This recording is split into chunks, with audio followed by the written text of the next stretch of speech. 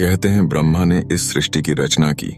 चारों दिशाओं में देखने के लिए उन्होंने 4 सिर बनाए, लेकिन फिर उन्होंने एक 5वां सिर क्यों जोड़ा? ब्रह्मा जी की दृष्टि जब अपनी ही सृष्टि पर पड़ी तो उन्हें लगा कि वो ही सर्वोच्च हैं। उन्हें लगा कि उन्होंने ही सब कुछ बनाया है, धरती, आकाश, जीवन, मृत्यु, और यही अहंकार बन गया 5वां सिर। पौराणिक मान्यताओं के अनुसार 5वां सिर उनकी अहंकार की अभिव्यक्ति था। वह सिर जो ऊपर की ओर देखता था, जैसे वो खुद को ईश्वर से भी ऊपर मान बैठे हों। ब्रह्मा ने दावा किया, मैं ही सर्वोच्च हूँ, सब मेरी रचना है और मैं ही पूजनीय हूँ। उन्होंने यहाँ तक कह दिया कि शिव, विष्णु, ये भी मेरी ही रचना है। यही वह क्षण था जब ब्रह्मांड के संतुलन को खतरा हुआ और फिर प्रकट हुए शिव अपने रुद्र रूप में। शिव ने कहा, रचना महत्वपूर्ण है, लेकिन जब रचयिता को खुद पर ही घमंड हो जाए तब संहार जरूरी हो जाता है। शिव ने त्रिशूल उठाया और एक ही बार में 5वां सिर काट डाला, लेकिन सिर शिव के हाथ में चिपक गया। यहां से शुरू होता है कपाल मोचन का रहस्य। शिव को यह सिर लेकर भिक्षाटन करना पड़ा, जैसे एक भिक्षु जो अपने ही कर्मों से मुक्त नहीं, पर शिव दोषी नहीं थे। यह कथा सिखाती है कि संहार भी कभी कभी न्याय होता है। अहंकार का सिर जब तक आत्मा से चिपका है तब तक मुक्ति असंभव है।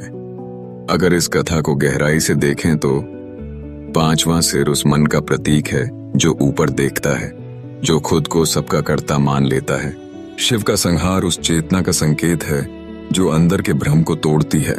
मनोविज्ञान कहता है, जब इंसान खुद को ही ईश्वर समझने लगे तो वह भ्रम की स्थिति में होता है, और ध्यान, तपस्या और आत्ममंथन ही उसे फिर से जमीन पर लाते हैं। आज भी शिव मंदिरों में आपको कपाल की याद दिलाई जाती है। हर भस्म, हर त्रिपुंड आपको ये कहता है कि ज्ञान हो सकता है तुम्हारे पास, रचना भी तुम कर सकते हो, लेकिन अगर भीतर विनम्रता नहीं है तो वो सिर तुमसे चिपक जाएगा। शिव ने ब्रह्मा का सिर नहीं काटा, उन्होंने हमारे भीतर के अहंकार को काटा और हमें रास्ता दिखाया, भक्ति का नहीं, आत्मबोध का। शिव केवल एक देवता नहीं, बल्कि एक अदृश्य बल है जो हमारी जीवन की हर परिस्थिति में हमारे साथ होते हैं। जब हम स्वयं को पहचानते हैं तब शिव का साक्षात्कार होता है। इस कथा का संदेश बहुत स्पष्ट है। इस यात्रा को साझा करने के लिए प्रेरित करें, क्योंकि जब हम अपने अनुभव साझा करते हैं तब हम न केवल खुद को बल्कि दूसरों को भी जागरूक करते हैं।